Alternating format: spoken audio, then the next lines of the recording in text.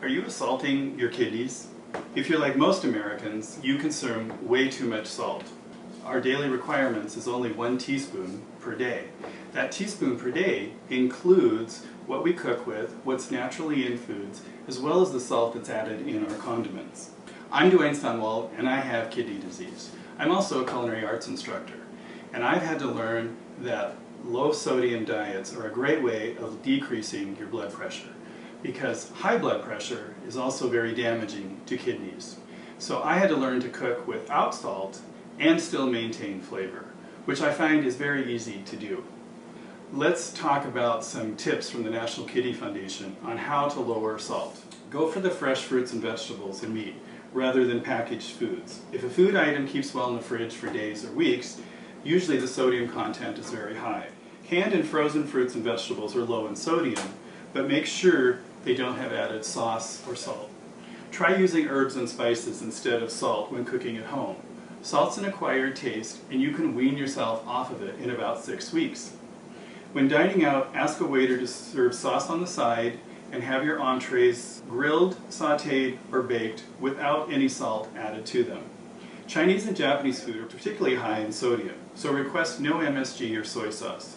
Also choose steamed rice over fried rice, because fried rice often has added soy sauce.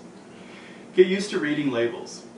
Compare various brands of the same item. You'll find a wide range of sodium content in the same items.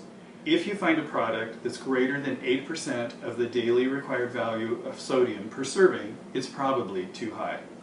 So now, let's get started making a low-salt pizza. We're going to make what I call an ROG pizza, roasted onion and garlic pizza. And to do this, we first have to roast the garlic and the onions. So let me show you how to roast garlic. You're going to cut the top off of your garlic, remove as much of the loose paper as possible, place it in your foil, spray some olive oil over the top, and then you're going to seal this up and you're going to bake it in a 350-degree oven for 30 to 40 minutes. And the garlic's going to come out soft and tender and wonderfully flavored. Now we're going to get the onions ready to roast. And what I recommend is using red onions because they give great flavor and color. So you're going to peel your onion, cut the ends off, remove the outer paper, slice your onion in half, and then you want to slice it very, very thin.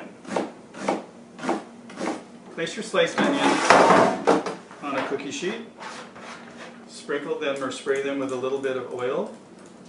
And you'll also put this in the oven, 350 degrees for 30 to 40 minutes. And you want to stir these and shake them around a couple times during those 30 to 40 minutes. While our garlic and onions are roasting in the oven, we're going to start making the pizza dough. To do this, we're going to take a 1/4 cup of warm water. Make sure it's warm, not hot. You don't want it more than 110 degrees. 1 package or 1 tablespoon of dry yeast. And you want to let that set in the water for about 5 minutes, and we call that softening, and it begins to activate the yeast. While that's activating, we're going to take a 1.5 cups of rice milk. Rice milk is lower in potassium and phosphorus than cow's milk, and you want to just warm this as well, keeping it below 110 degrees Fahrenheit.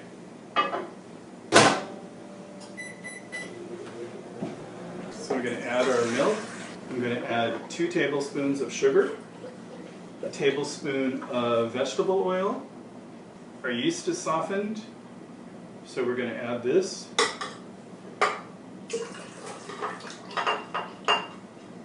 Then we're going to add about 2 cups of flour, all-purpose flour. We're going to start mixing this and adding more flour until it becomes a stiff dough. So once this becomes a stiff dough, we're going to take it and we're going to spray a bowl with a little bit of olive oil, and we're going to place the dough in it.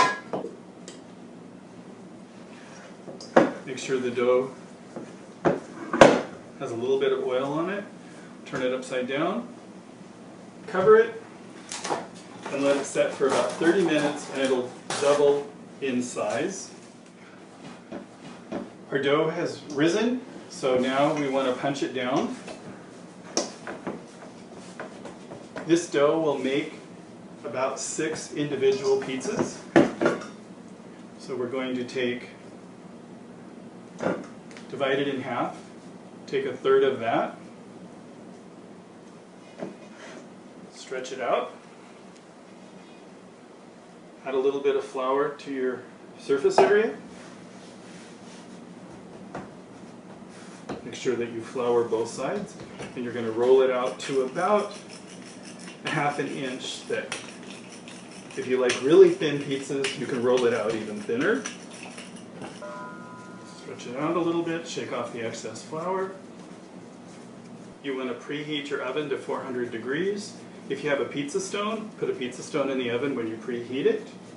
And then you can set the dough. You're going to set the dough right on the pizza stone, or you can use a cookie sheet. I'm just going to set this on parchment paper because it's going to be easy to transfer. And now we'll get our toppings ready. That roasted garlic that we did and those roasted onions, we took them out of the oven and cooled them. Take a couple cloves of garlic, lay them on your dough, and they're going to be very soft and easy to spread.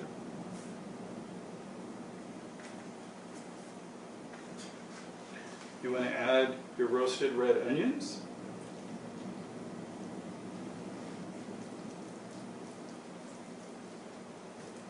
And then what I like to do is take a little bit of rosemary or thyme and sprinkle over the top, because it's a nice earthy herb and it adds an additional layer of flavor. And we've not added any salt to these ingredients, and now we're going to set this right on our pizza stone in the oven. And we're going to bake this till the crust is golden brown on the top and the bottom, which will take about 10 to 15 minutes at 400 degrees. And there's your salt-free pizza, and enjoy.